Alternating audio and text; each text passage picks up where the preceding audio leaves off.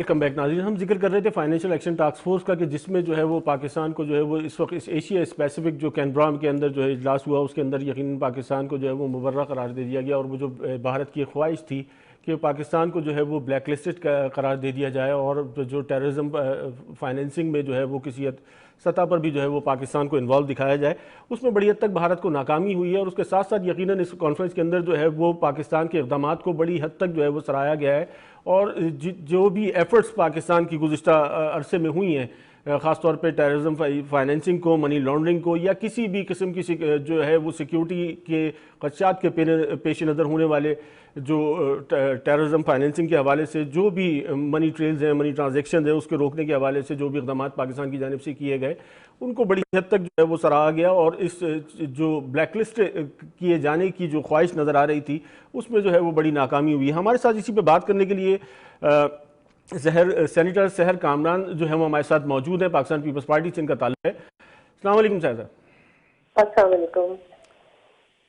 तो कैसे देखती हैं एफएटीएफ में जो है वो बहरहाल एक बड़ी लॉबिंग की जा रही थी और ख़ासतौर पे भारत की तरफ से जो है वो बड़ी इस चीज़ की कोशिश थी पाकिस्तान के गिर्द जो है वो जहाँ तक मुमकिन हो सके, जैसे मुमकिन हो सके इस वक्त मौजूदा हालात में तो यकीनन भारत की ये कोशिश बड़ी वाज़ेह तौर पे दिख रही है कि पाकिस्तान को जो है वो कमज़ोर किया जा सके किसी भी सतह पर, और उसमें इस नाकामी को आप किस तरह देखती हैं?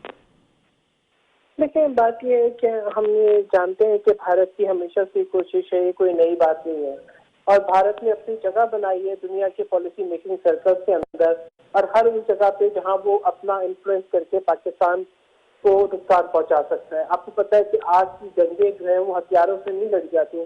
जब हम हाइब्रिड वॉर की बात करते हैं, जब हम फिफ्थ जनरेशन वॉरफेयर की बात करते हैं, तो यही तरीके होते हैं कि मुल्कों को जो है वो आप माशी तौर पर बदहाल करें, आप अंदरूनी खदशात का शिकार करें, आप इंस्टेबिलिटी पैदा करें। तो यकीनन भारत इस कोशिश में लगा हुआ भी है और हमने देखा भी है कि मुख्तलिफ इस तरह के महाजों पे पाकिस्तान को जो है वो कई मसाइल का सामना है। और ये भी कोई घटी किसी बात नहीं है कि दहशतगर्दी के खिलाफ पाकिस्तान ने एक बहुत मुश्किल जंग अपनी सरहदों के अंदर लड़ी है। पाकिस्तान जो कि खुद दहशतगर्दी का शिकार है और पाकिस्तान जो है उसने कई स्टेप्स लिए, स्पेशली नेशनल एक्शन प्लान एक जो है वो टर्निंग पॉइंट था पाकिस्तान के लिए। और उसके बाद जो है ये ऑपरेशन हुए, बहुत सारे इकदाम किए गए और सबसे ज्यादा जरूरत इस बात की है कि हम जो है वो उस कोई एक वाकया होने पे अपने पॉलिसी का इनकार ना करें। पाकिस्तान की प्रोएक्टिव पॉलिसी होनी चाहिए और पाकिस्तान को भी इस बात पे फोकस करना चाहिए कि किस तरह दुनिया के उन सर्कल्स के अंदर अपनी जगह बनाए जहां पे भारत जो है पाकिस्तान पे असरअंदाज होकर उसको नुकसान पहुंचाने की कोशिश कर रहा है।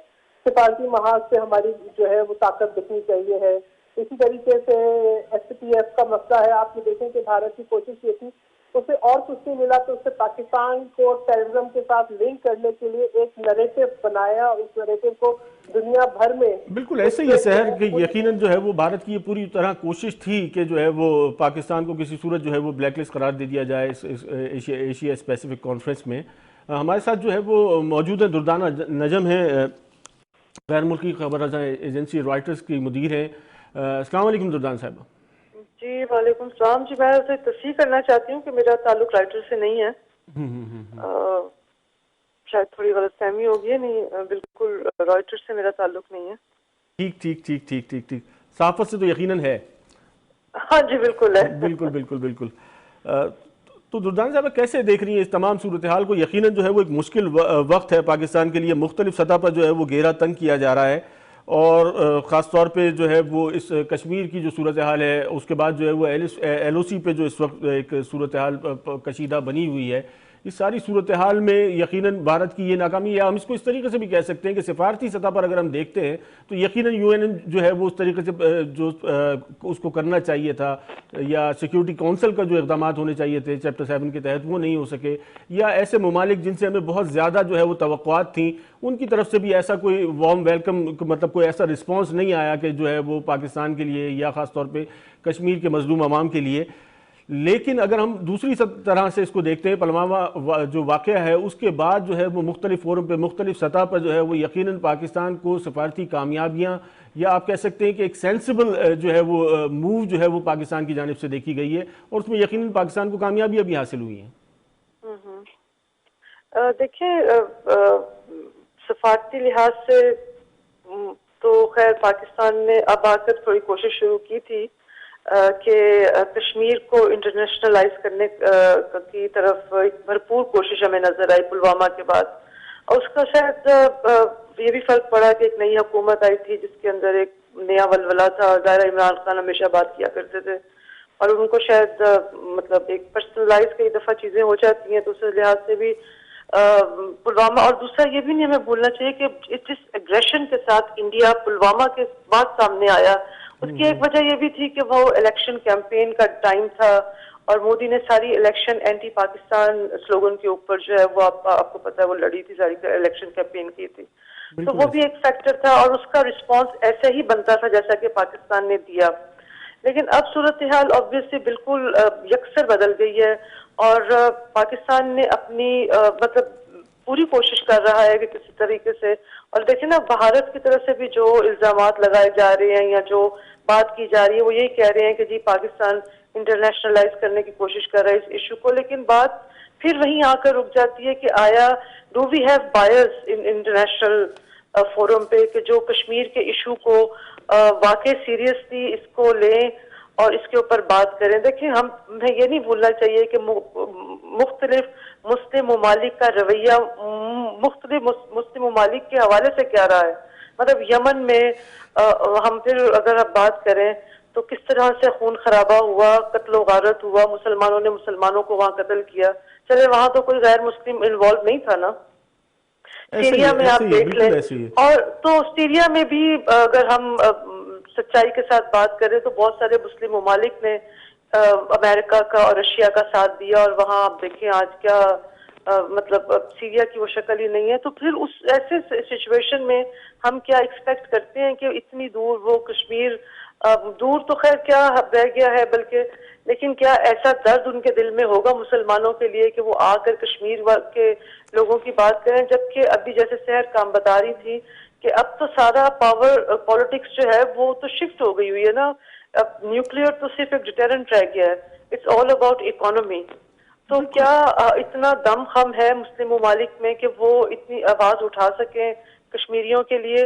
और यूनाइटेड नेशन तो देखें एक पेपर टाइगर है, उसने तो इतनी सारी रेजोल्यूशंस है, वो एक सोफिस्टिकेटेड और सिविलाइज्ड काम तो कर लेता है, लेकिन उससे कोई एक्सपेक्ट करना कि भाई वो अमेरिका के अगेंस्ट जाकर या वेस्टर्न लॉबी के अगेंस्ट जाकर या इंडिया के भी अगेंस्ट जाकर कोई ऐसा काम करेगा जो इंडिपेंडेंटली यूनाइटेड नेशन को करना चाहिए, वो तो एक मतलब उम्मीद लगाना ही मेरा ख्याल है कि गलत बात होगी और उसमें होपलेसनेस ही सामने आ सकती है।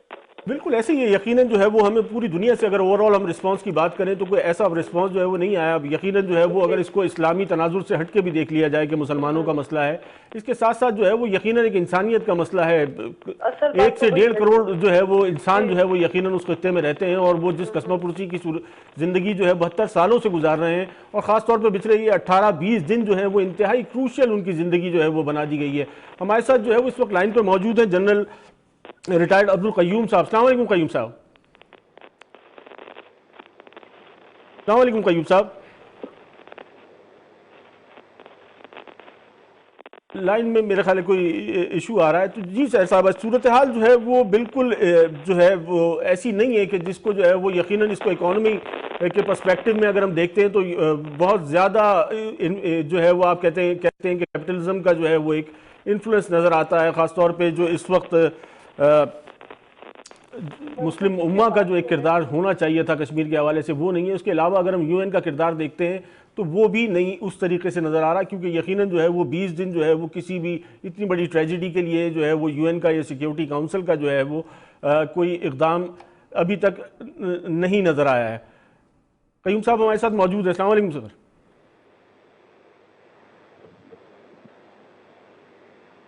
मेरे ख्याल में कोई ट्रांसमिशन में जो है वो कोई इशू आ रहा है। तो सहर साहबा हमारे साथ मौजूद है। जी मंसूर साहब, मैं आपको जवाब दे रही हूँ इसकी बात का। जी जी। देखिए, बात ये है कि पुलवामा अटैक के बाद से, और हमें ये मालूम था कि ये है मोदी के मंशूर में, बीजेपी के मंशूर में वो असॉल्ट करना चाहते हैं कश्मीर की आइडेंटिटी के ऊपर।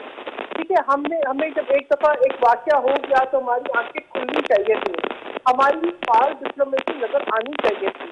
हमें ये देखना चाहिए था कि हम इस वक्त का इंतजार न करें कि ये वो कर गुजरे और उसके बाद हम होश के नाखुन दें।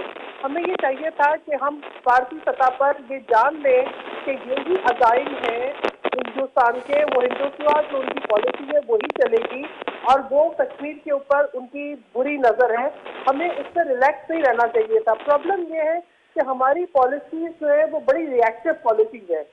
हम प्रोएक्टिव और लॉन्ग टर्म पॉलिसीज की तरफ जो है ध्यान कम देते हैं। अगर पुलवामा अटैक के बाद जो हम एक दफा कहते थे कि कश्मीर इशू इंटरनेशनलाइज हो गया और उसके बाद हम अपनी आवाजें बुलंद रखते उस पर और फोकस रखते और सबसे बड़ी बात कौमी यकजहती का एक भरपूर मुजाहरा जो उस वक्त हुआ था उसको कायम रखते, तो शायद वो 10 दफा सोचते ये करने के लिए, कम से कम वक्त का तयन करने के लिए सोचते। पहली चीज ये कि आप क्या करना चाहिए था। हम तो ये कह रहे हैं कि हमें मुस्लिम ममालिक से रिस्पॉन्सेस नहीं आए, लेकिन मैं ये समझती थी कि हमें कुछ स्टेप्स जरूर लेने चाहिए थे। पहली बात यह कि पाकिस्तान OIC का मेंबर है और हमारी बेखबरी थी कि हिंदुस्तान जो है OIC की मीटिंग के अंदर अबू धाबी में एज ऑब्जर्वर आया और हम वक्ती तौर पर हमें उसका इल्म ना हो सका और हम टाइमली कोई एक्शन ना ले सके सवाए इसके कि हमने अपना फोरम छोड़ा और एब्सटेन किया। इसी तरीके से यूनाइटेड नेशन जनरल असेंबली में प्राइम मिनिस्टर साहब किसी दफा नहीं गए, क्योंकि कुछ चीजें हमें देखना पड़ेगा कि हमारे जो लूपहोल्स वैक्यूम छोड़ते हैं उनकी इम्प्लीकेशंस होती हैं। फिर अब जो है क्या हम OIC के मेंबर्स हैं, हमने कोई इनिशिएटिव लेते हैं, हम OIC का कोई इमरजेंसी सेशन बुलाते इस्लामाबाद में, हम ये कहते हैं कि जी जो है all India council of foreign ministers की मेरे ख्याल में सैर साहब इसकी गुंजाइश जो है वो ओवरऑल रिस्पांस देखने के बाद बनती है। जो इस वक्त रिस्पांस जो है वो खासतौर पे UAE का रहा है, उसके बाद सऊदीया का अगर रिस्पांस हम देख लें या मिडल ईस्ट की जो दीगर इस्लामी कुव्वतें हैं उनका रिस्पांस जो है वो इस तरीके का नहीं था। जैसे कि आज आपके सामने है कि UAE के अंदर जो है वो जिस तरीके से जो है नरेंद्र मोदी को बुला के जो रिवॉर्ड जो है वो दिया जा रहा है, इस तमाम सूरत हाल में यकीनन वो इकोनॉमिक जो इंटरेस्ट हैं उसकी बुनियाद पर जो है वो फैसले हो रहे हैं। ना तो मेरे ख्याल में मुसलमान या इस्लाम की बुनियाद पे हो रहे हैं, ना जो है वो इंसानियत जो है वो कहीं नजर आती है इन तमाम चीज़ों में। सही कह रहे हैं मंसूर। बात यह है कि मुझे मेरी बात मुकम्मल करने दें। देखिए बात यह है कि हमें ये नहीं सोचना है कि किसका क्या रिस्पॉन्स है और एक दिन में नहीं बनता। ये ताल्लुकात एक दिन में नहीं बनते, ये सालों साल में बनते हैं। हिंदुस्तान में अभी आप देखें कि क्राउन प्रिंस सऊदी अरेबिया के पाकिस्तान भी आए। हमने बहुत जिक्र सुना कि पाक सऊदी जो है कोई एक ग्रुप बन रहा है, कोई जो है एक्टिविटीज का कोई इकोनॉमी के ऊपर बन रहा है, थिंक टैंक का कंसोर्शियम बनेगा। लेकिन उसके बाद पेशरफ क्या हुई? देखिए हमें अपनी तरफ से भी देखना है कि हम कितना ठंडा रहे और हमने कितनी पेशरफ की। अगर जब तक हम अपने आप को दुरुस्त नहीं करेंगे, जब तक हमें क्यों आखिरी वक्त में पता लगता है। आप ये देखें कि आज दुनिया का कोई थिंक टैंक उठा ले, कोई पॉलिसी मेकिंग सर्कल उठा ले, कोई US कांग्रेस का ऑफिस उठा ले, कोई US सेनेटर का ऑफिस उठा ले, आपको हर जगह एक इंडियन मिलेगा। क्यों? हर दुनिया के हर साउथ एशियन डेस्क पर एक इंडियन बैठा है। आप हर अखबार, हर मीडिया को उठा लें इंटरनेशनल, आपको वहाँ पे एडिटर इन चीफ या टॉप पोजीशन के ऊपर इंडियन नजर आएंगे। देखिए पाकिस्तानी डायस्पोरा भी है, हमारे पास टैलेंट की कोई कमी नहीं है। हमारा फोकस अप्रोच वो कहीं जिगजैग है। हम जब कोई हादसा हो जाता है, कोई वाकया हो जाता है तो जागते हैं, अदरवाइज हम सोते रहते हैं और हम सोचते हैं कि सब अच्छा है। यकीनन ऐसी ओवरऑल कुछ अच्छा नहीं था।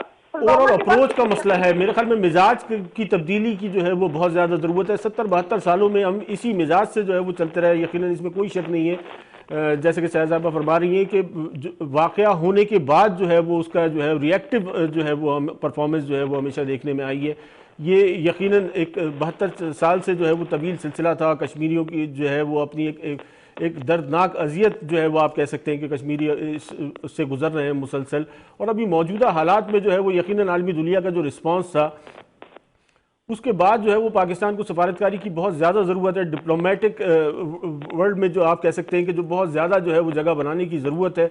और यकीनन जो है वो इन तमाम चीज़ों को सोचने की बहुत ज़्यादा ज़रूरत है कि कैसे जो है वो अपने अलाइज को जो है किन बुनियादों पर जो है वो आप मज़ीद इस्टेब्लिश कर सकते हैं और उसको जो है वो किस हद तक जो है वो स्ट्रेंथन किया जा सकता है। इस वक्त जो मौजूदा सूरत हाल है उसमें यकीनन जो है वो किसी भी मुल्क के लिए, ख़ासतौर पे अगर हम मिडल ईस्ट की बात कर लें, UAE की बात कर लें, तो जो अगर जहां वो $50 बिलियन की ट्रेड जो है वो यूएई के साथ भारत की है, इसी तरीके से $100 बिलियन की ट्रेड जो है वो अगर सऊदी अरब की जो है वो उनके साथ है, और उसमें मजीद जो है वो एग्रीमेंट्स हो रहे हैं, मजीद जो है वो इंगेजमेंट्स हैं, इसको जो है वो 100 टाइम्स जो है वो मजीद बढ़ाने की बातें की जा रही हैं, और मुख्तलिफ प्रोजेक्ट्स और मुख्तलिफ MOUs जो है वो हमारे सामने आए दिन जो है वो साइन होते रहते हैं। इस तमाम सूरत हाल में दुर्दाना साहिबा, पाकिस्तान जो है वो किस तरह इन तमाम जो चीज़ें हैं उनका मुकाबला कर सकता है? देखिए, मैं पहले थोड़ा सा शहर की एक बात को थोड़ा सा रिस्पॉन्ड करना चाह रही हूँ। उन्होंने कहा कि जी हम सीरियस नहीं है, या हम रिएक्टिव मोड में चले जाते हैं, या पाकिस्तान ने उस तरह की तैयारी नहीं की वगैरह वगैरह। एक छोटा सा सवाल मैं बस करना चाहूंगी। अगर अभी जो जॉइंट सेशन हुआ था पार्लियामेंट का कश्मीर के हवाले से, जी जी, ऑपोजिशन ने जिस किस्म का रोल प्ले किया है, और ऑपोजिशन में पीपल्स पार्टी भी शामिल है, जिस किस्म की दुर्दाना इस पर बात करेंगे। सो ब्रिगेडियर हारिस नवाज साहब हम हमारे साथ मौजूद हैं, उनसे जो है वो एक ओपिनियन उनका लेना चाहते हैं कि मतलब अस्सलाम वालेकुम हारिस साहब।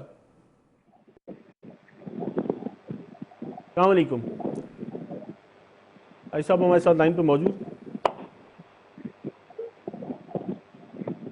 जी दुर्दाना साहबा, यकीनन जो है वो सूरत हाल इसी तरीके की इकोनॉमिक बुनियादों पे जो है वो, और ये इसमें कोई शक नहीं है कि पाकिस्तान का जो ज्वाइंट सेशन हुआ था, वेरी नेक्स्ट डे जो है वो एक गिरफ्तारी के बाद जो है वो पूरा सिनेरियो चेंज हो जाता है। अगर आपने उस वक्त इंडियन मीडिया को देखा होता, इंडियन टीवी को देखा होता, जिस तरह वो एक लूप में हमारा ये सारा जो गाली गलोच वहाँ चल रही थी, जिस तरह से ऑपोजिशन मिसबिहेव कर रही थी, और जिस तरह से इन्होंने उस पूरे चीज को एक तमाशा बनाया था, तो उससे हम क्या मैसेज देना चाह रहे हैं? देखिए, बातें करना तो आसान होती हैं, और हर दौर में कितना कश्मीर के ऊपर काम किया। क्या पीपल्स पार्टी के दौर में मौलाना फजलुर रहमान तब भी कश्मीर कमेटी के चेयरमैन थे, कभी पीपल्स पार्टी ने उनसे पूछा कि जी आप कर क्या रहे हैं?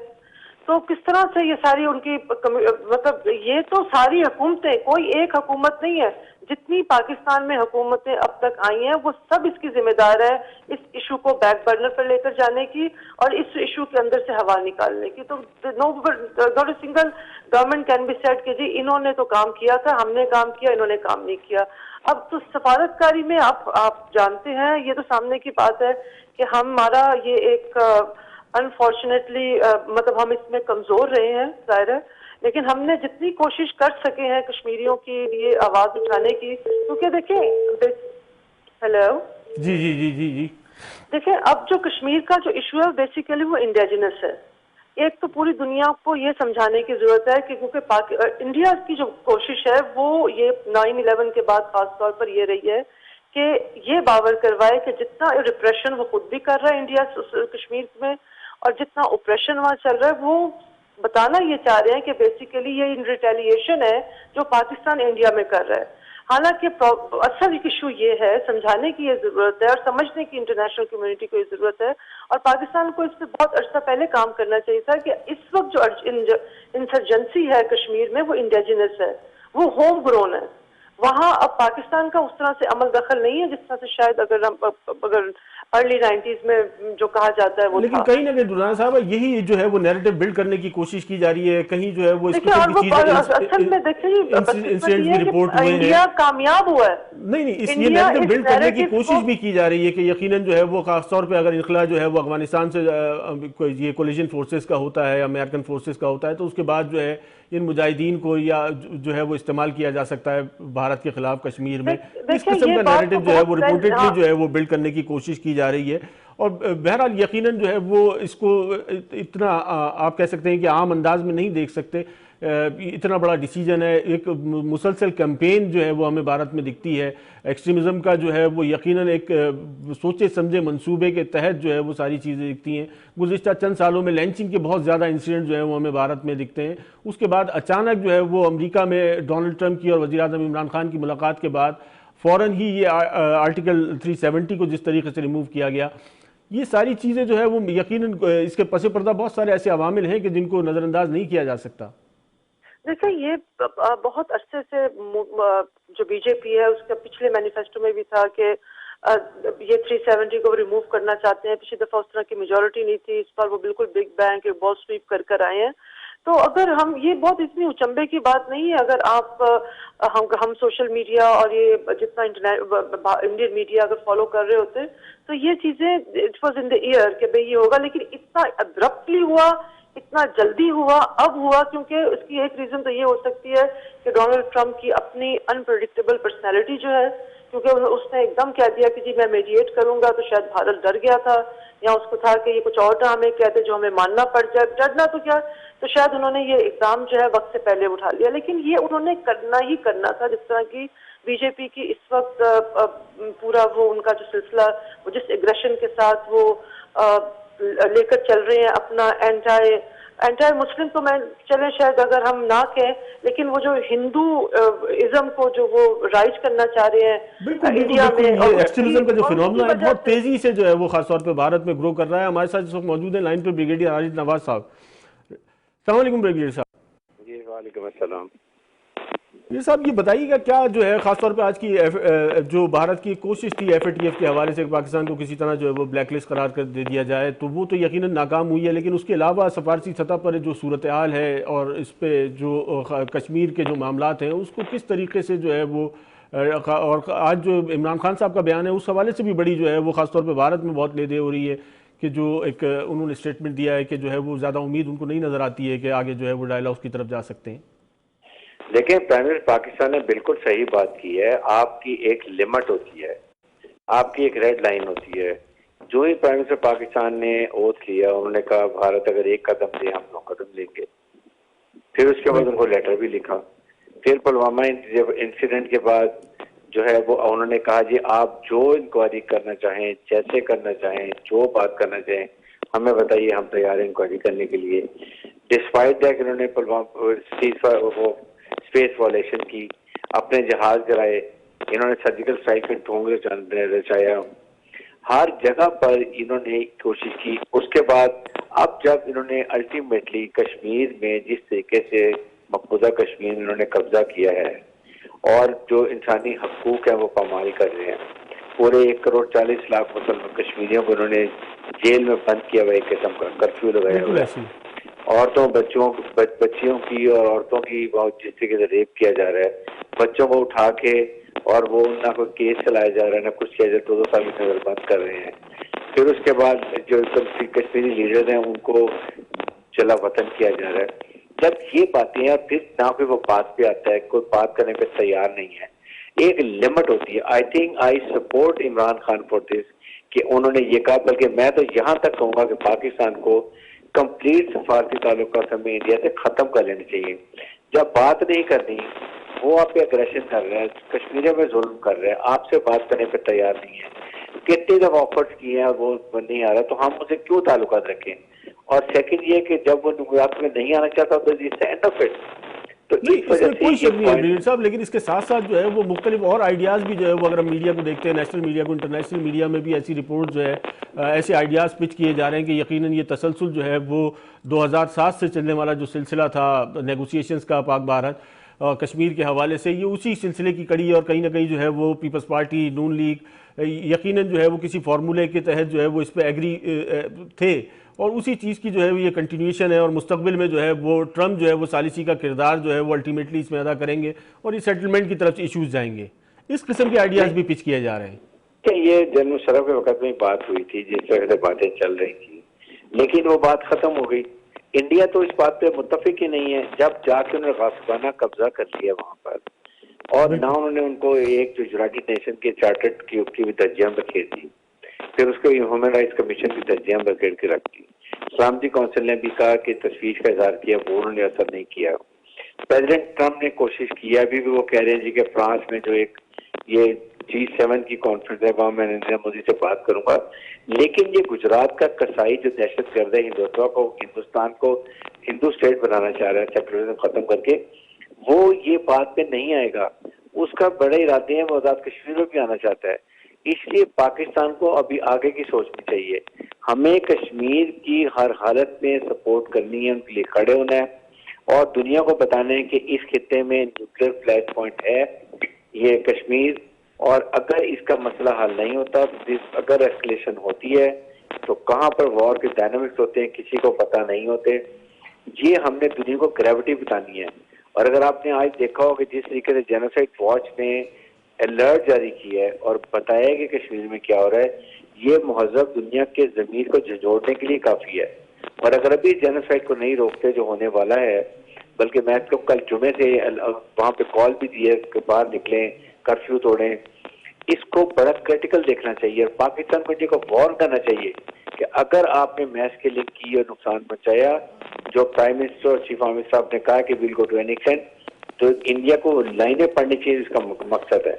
इसमें हमें कोई कॉम्प्रोमाइज नहीं करना चाहिए। पाकिस्तान हिंदू मेंटालिटी है, जितने इनसे नरमी करेंगे ये चढ़ाई करेगा, जितना इनके सर पर डंडा मारेंगे राम राम करेगा। प्राइम मिनिस्टर ने बिल्कुल सही और आप समझते हैं कि ये इन तमाम चीजों का हल है, दो न्यूक्लियर पावर्स का इस तरीके से मजीद जो है वो हालात को कशीदा करना? यूएन कहाँ है, ये सिक्योरिटी काउंसिल का किरदार क्या हो सकता है? यकीनन कहीं जो है वो ऐसी कोई इनिशिएटिव नहीं लिया जा रहा अभी तक। इसको किस तरीके से देखते हैं? मतलब माजी में भी अगर हम देखते हैं तो यकीनन यूएन सिक्योरिटी काउंसिल के उस तरीके से जो है वो नहीं देखा गया। लीबिया में अगर हम देख सकते हैं, इसको इराक में देख सकते हैं, इसके साथ साथ जो है वो यकीनन रवांडा जो सूरत हाल रही, सिक्योरिटी काउंसिल उस तरीके से नहीं एक्टिव रही जो बुनियादी मकसद था इसका सेकेंड वर्ल्ड वॉर के बाद इसको इनिशिएट करने का। और जो एक तासुर है कि यकीनन इससे ज्यादा ताकतवर तंजीम जो है वो दुनिया में नहीं है। देखें, ये ताकतवर तंजीम सिर्फ ताकतवर मुल्कों के लिए, बी वेरी क्लियर, ठीक है। नंबर 2 बात ये है कि वहाँ रवांडा में, लीबिया में जो कुछ सीरिया में हो गया, वहां पर 2 न्यूक्लियर मुल्क नहीं थे। पाकिस्तान और इंडिया 2 न्यूक्लियर मुल्क हैं। और जब ज्यादा एस्केलेशन होती है और पाकिस्तान दुनिया को बार बार बताता है, जिससे हम कह रहे हैं कि इसके क्या खित्ते में असरात होंगे और ओवरऑल दुनिया में क्या असरात होंगे, अगर ये दुनिया को समझ नहीं आती है तो फिर खुदा ही हाफिज है।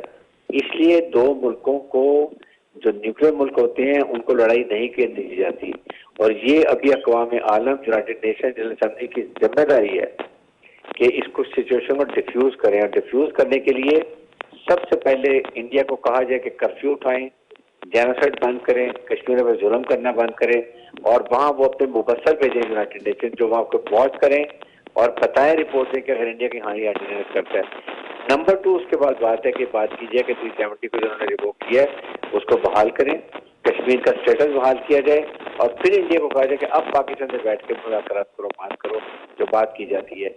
ये इसका हाल है। लेकिन अगर हम खामोश बैठे रहेंगे, इंडिया कल को आजाद कश्मीर पे भी आएगा, गिलगित-बल्तिस्तान पे भी आएगा, और हमने उनको वार्निंग देनी है कि हम हमारी रेड लाइन मत क्रॉस करें। डॉक्टर साहब, यकीनन हम इस तरीके से जो है वो चीज़ों को नहीं टेकअप कर सके, आलमी सतह पर जो है वो हम कोई ग्राउंड नहीं बना सके ऐसा कि जिसके प्रेशराइज किया जा सके। यूएन जो है वो अपना किरदार उस तरीके से नहीं अदा कर रही जैसे कि उसे जो है वो करना चाहिए था। उसके साथ साथ मुस्लिम ममालिक का रवैया जो है वो भी आपके सामने है, और जो इंतहाई मेरे ख्याल में मायूस कुन है। देखें, एक तो इस्लामी ममालिक को तो मेरे ख्याल में ये इस्लामिक जो है वो इसी, और उम्मा जो है ना, ये तो बिल्कुल ख़त्म है, बेअफादियत ख़त्म कर चुकी है। ये अगर आज इस्लामिक ममालिक इकट्ठे होते और ओवैसी स्ट्रॉन्ग होती तो इंडिया की किसी और मुल्क की जरूरत नहीं थी कि मुसलमानों को इस तरीके से नुकसान पहुंचा सके, चाहे वह पैलेस्टाइन हो या यमन हो या अफगानिस्तान हो या लीबिया हो या इराक हो या सीरिया हो। इसलिए ये उनकी जरूरत हुई है। और क्योंकि इनके जाती मफादात हैं, अनप्रोफेशनल लोग हैं, अपने बिजनेस इंटरेस्ट को देखते हैं, और as a whole Muslim bloc को उन्होंने कभी स्ट्रॉन्ग नहीं किया। और सेकंड, इसको देखने की बात थी, इसी तरह जरूरत है हमें कि दूसरे मुल्कों के अपने जाती मफादात हैं, चाहे अमेरिका को देख लें, वो पुलिसमैन उन्होंने बनाए हुए चाइना के खिलाफ, तजारती उनके इंटरेस्ट हैं। इसके अलावा आप देखें तो सबसे ज्यादा मैं कहता हूँ कि इस वक्त स्टेटमेंट हमारे रीजन में 2, चाइना और रशिया की बहुत पॉजिटिव आई है, ईरान की बहुत पॉजिटिव सपोर्ट आई है। हमें अपने खित्ते में स्ट्रॉन्ग करना, सबसे ज्यादा हमारे इस खित्ते को फर्क पड़ेगा अगर ऐसी जंग होती है। लेकिन हमें जरूरत है अपने जो है वो अलाइज को देखने की और इसको रिव्यू करने की, जो हमारी खारजा पॉलिसी रही है खासतौर पे उसको। ब्रिगेड साहब हमारे साथ ही रहिएगा, दुर्दाना हमारे साथ ही रहिएगा। वक्त हुआ एक ब्रेक का, ब्रेक के बाद दोबारा हाजिर होते हैं।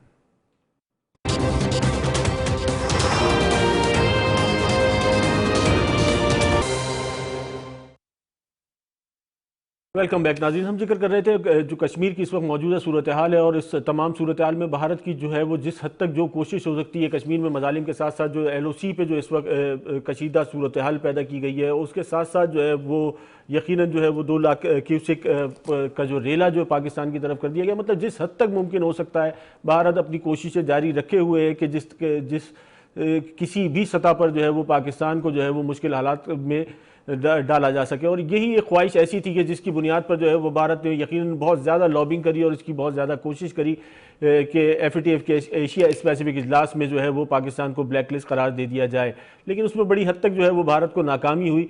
और इसके लिए जो है वो हमारे पास एक खासतौर पर एक पैकेज है, पैकेज आपको दिखाते हैं, उसके बाद जो है वो मजीद अपने गेस्टों से बात करेंगे।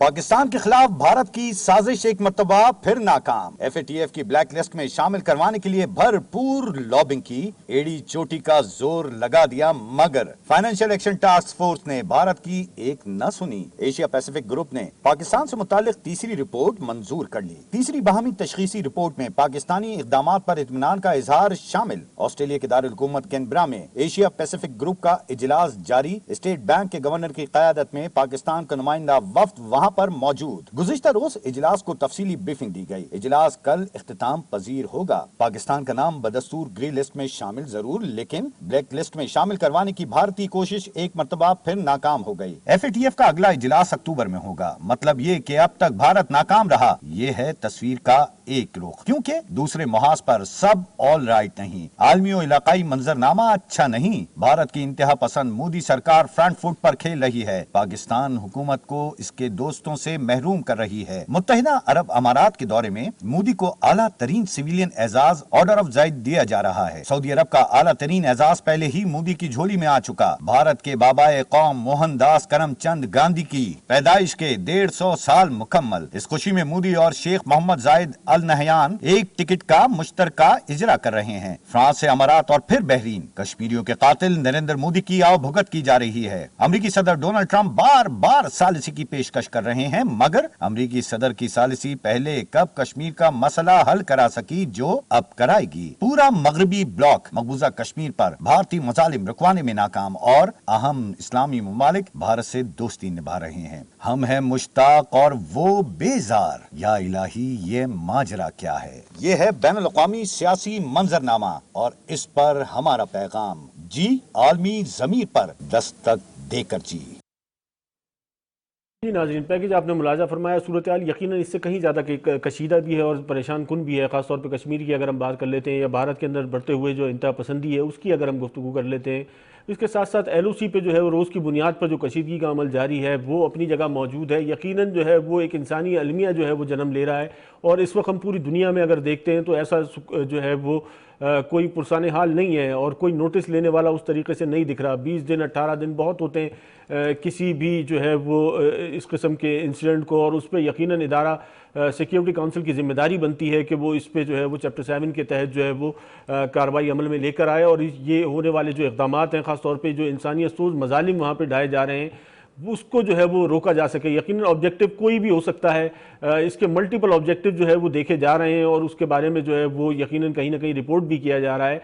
लेकिन जो बुनियादी मसला है कि 72 सालों में अगर भारत जो कश्मीर में रहने वाले अफराद का दिल नहीं जीत सका तो यकीनन, और उसके साथ साथ जो एक एग्रेशन वहाँ पैदा हो गया है, जो एक एक्सट्रीम पे जो है वो एग्रेशन जा रहा है, जो एक वैक्यूम वहाँ पे क्रिएट हो चुका है, उसके बाद जो है वो और अभी मजीद जो इस तमाम सूरत हाल के बाद इसके क्या रिप्लिकेशंस होंगे, मेरे ख्याल में भारत को या आलमी दुनिया को जो है वो आलमी सतह पर इसका नोटिस लेने की बहुत ज़्यादा ज़रूरत है।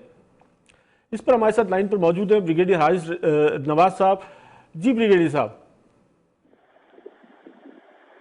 देखें, ये एक बहुत ही इस वक्त तशवीशनाक सिचुएशन है, जैसे इंडिया कर रहा है और सब डिटेल में लगा हुआ है, प्रॉब्लम पाकिस्तान के लिए क्रिएट कर रहा है और वो एक रोग एलिफेंट की का हिसाब है, उसको कोई दुनिया की फिक्र नहीं है और ना मुहज़्ज़ब दुनिया का खुद ये ख्याल है कि क्या हालात हैं, कैसे जा रहे हैं, क्या जुल्म हो रहा है मुसलमानों के साथ।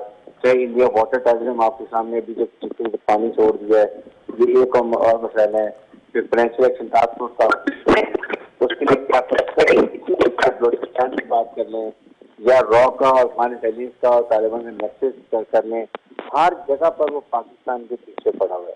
बात की कि इंडिया चाहता क्या। बिल्कुल ऐसे ही है ब्रिगेड साहब, ये जो सूरत हाल है वो मुसलसल यकीनन जो है वो दिन ब दिन कशीदा होती चली जा रही है।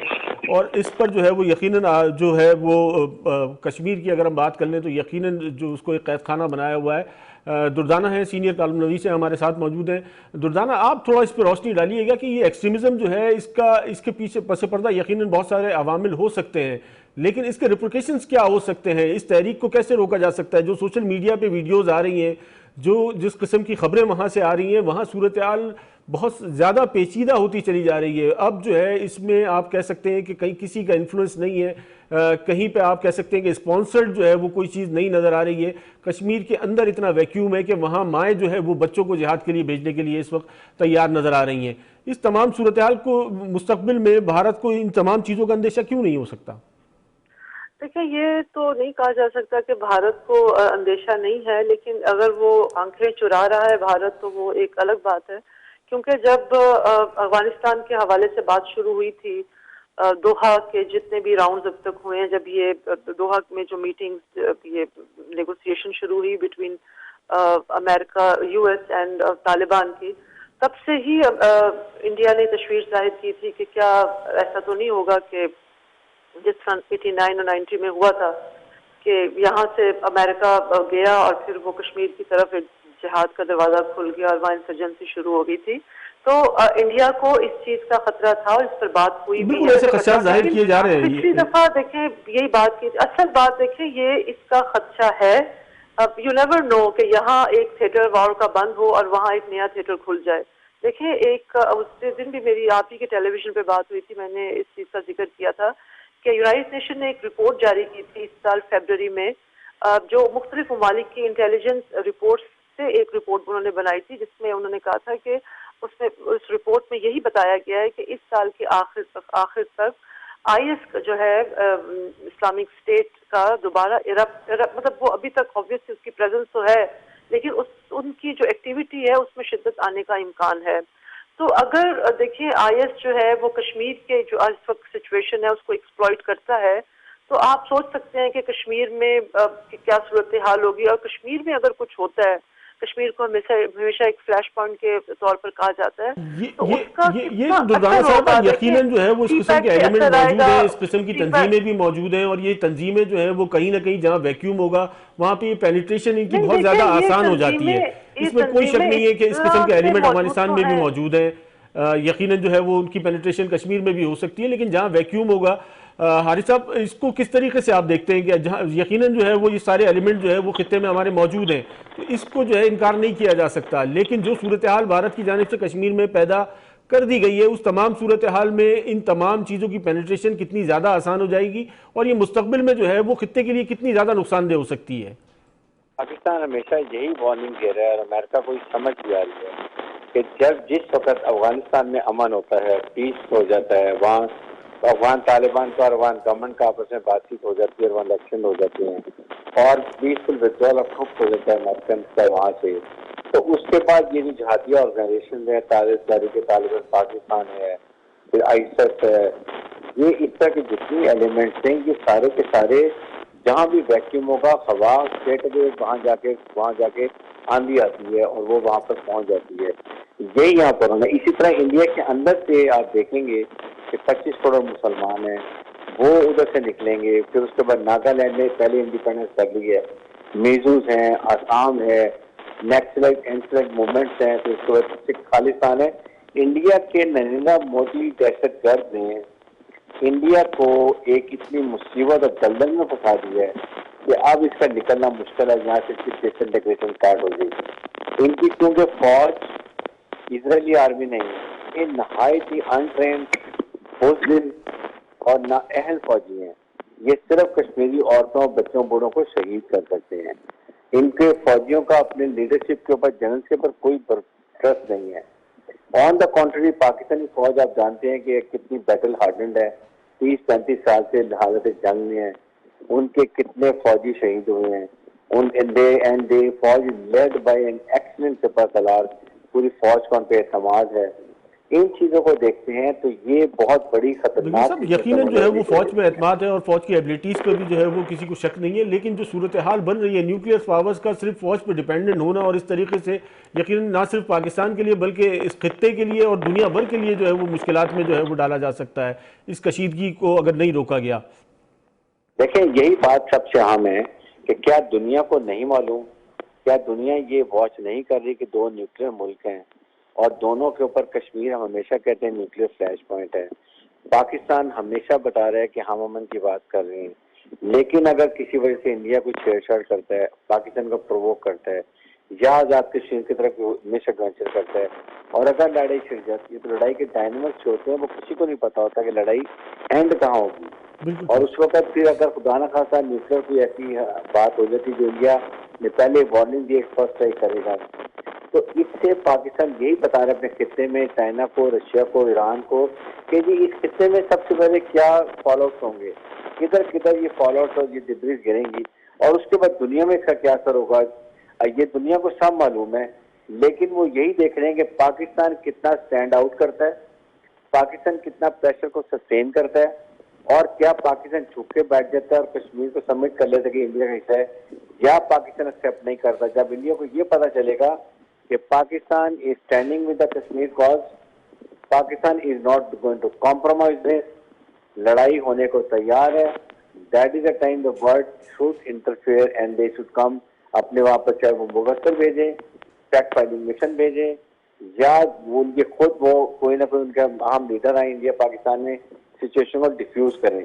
और डिफ्यूज उसी सूरत में होगी जब कश्मीर में जेनोसाइड बंद होगा, कर्फ्यू खत्म होगा और उसके बाद हालात को नॉर्मलाइज किया जाएगा और इंडिया को वापस करना पड़ेगा जो उन्होंने ये रिवोक किया है 370 को।